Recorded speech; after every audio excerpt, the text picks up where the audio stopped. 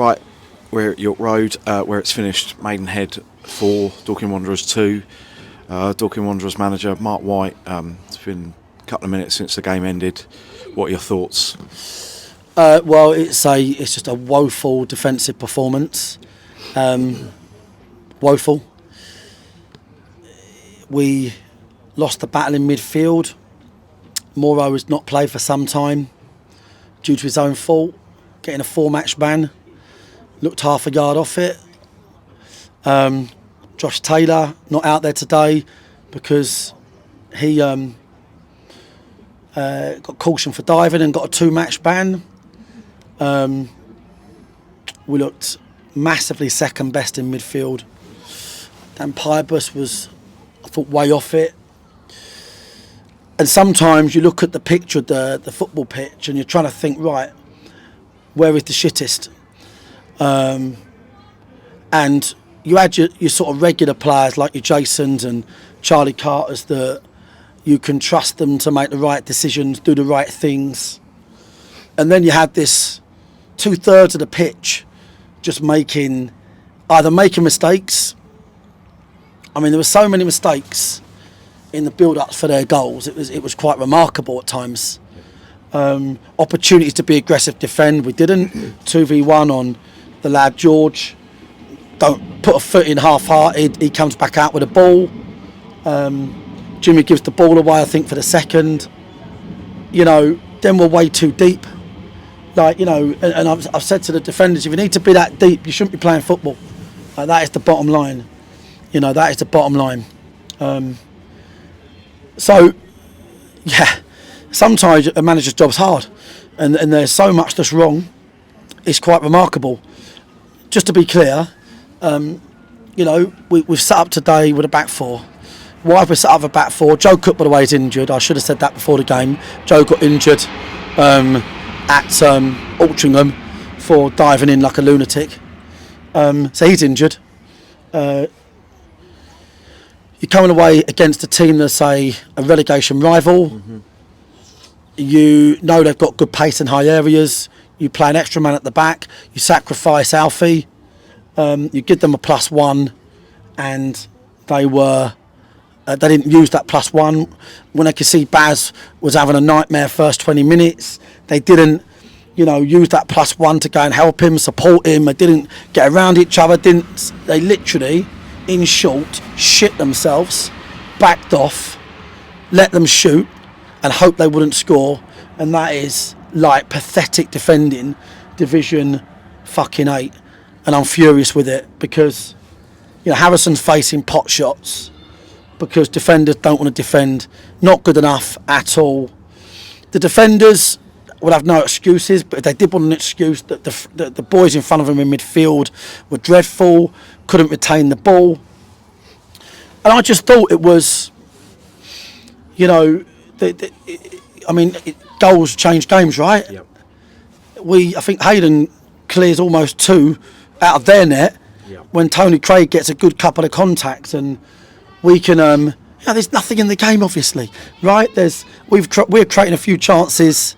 It's a messy game. It wasn't fucking beautiful at all. It wasn't a brilliant advert. But if you defend like that, then you deserve to get beat. And I wanted to.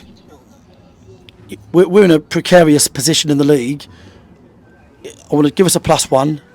We've done it before this year at Halifax, loads of places. We can keep the ball because we've got an extra man as well. We can pass. Yep. We can defend with an extra man. And away from home here, I wouldn't change that decision even if I had to do it again. Yep. But you are in football at times relying upon your players to do things in the right way. And I do feel let down by the play. I've got to be honest. I'll be honest with you.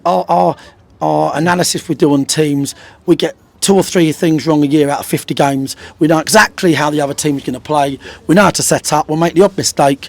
Right, the boys will tell you that themselves. But today they were no good, mate, at the back.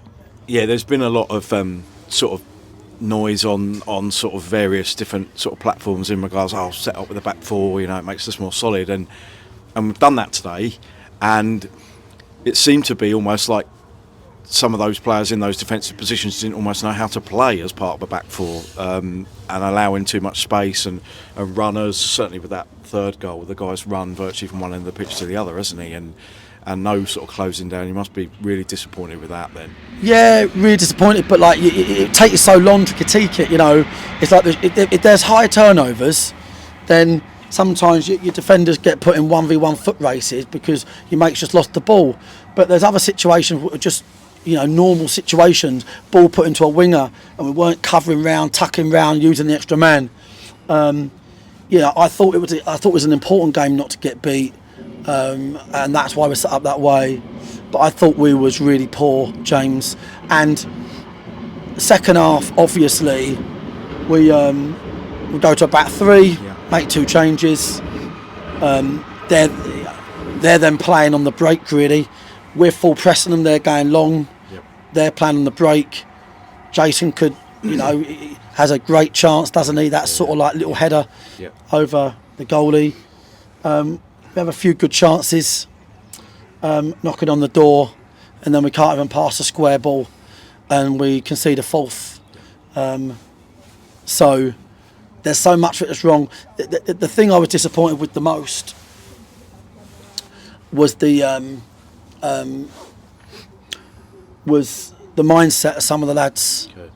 You know, like I always say to the lads, when you're playing teams that are getting beaten, for as positive as they might be before the game, when they go behind, right, they feel the pain. That's us at the moment. We go behind, and 4 or 5 players mentally are weak. And to our credit, we equalised relatively soon after, didn't we? And put ourselves back on that even footing, and then shot ourselves in the foot again twice before half time. Yeah, it's embarrassing. I mean, you know, you can't defend that badly. You can't let players get shots off from that distance. We've had some great performances this season and recently, but today wasn't one of them. I thought we were really poor, I thought the boys didn't deliver the game plan. The boys that came into the team didn't really cover themselves in glory.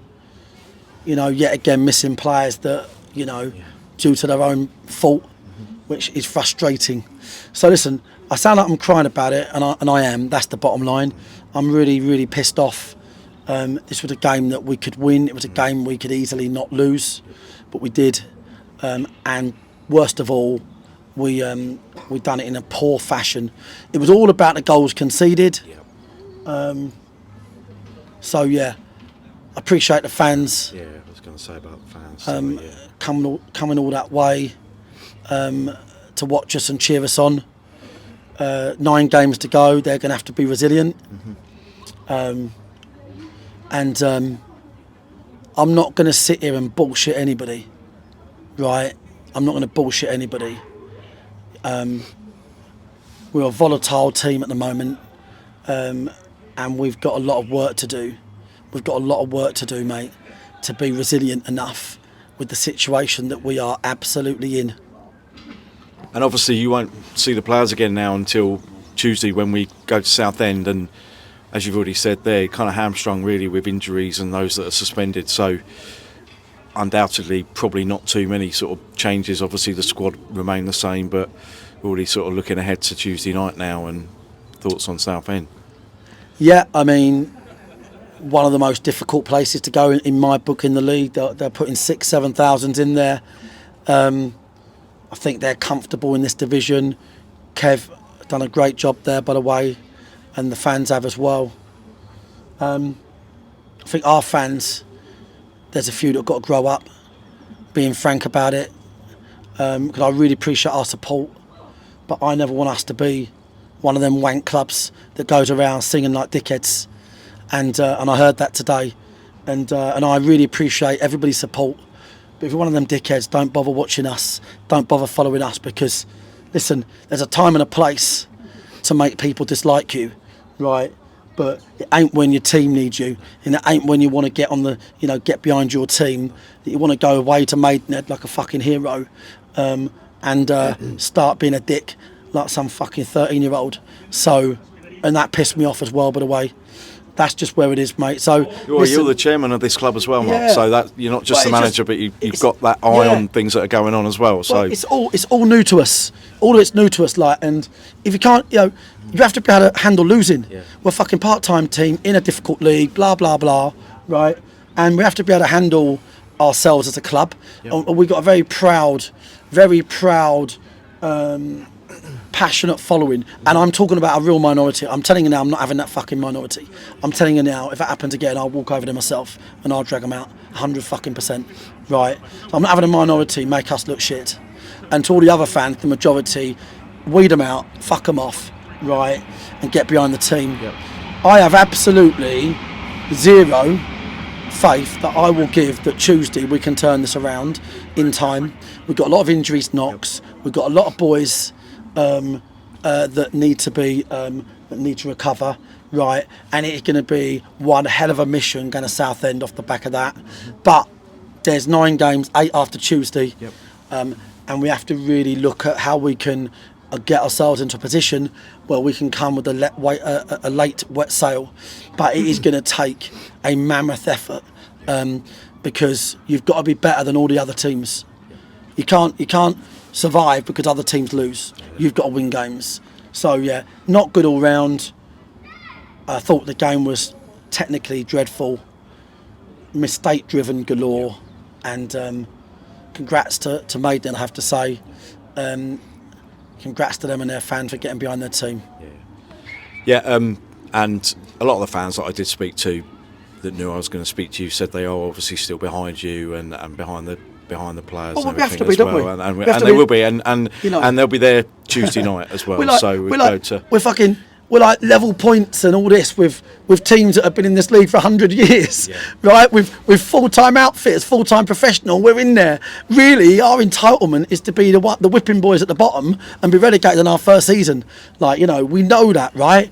We can't bring bad luck upon ourselves. We can't sit there and worry everything away. We can't think we've got to do divine right. We've got fuck all, right? We've got to work hard. We've got to support the boys. We've got to be in it together, no matter what happens, okay? I'll do my utmost to get the boys back on an even keel before Tuesday. Let's get as many fans there as we can, right, that are sensible fans that want to get behind the club. And they will be, and we will be, and we'll see you on Tuesday, Mark, at Southend. Cheers, mate. Cheers, James. Thanks, mate.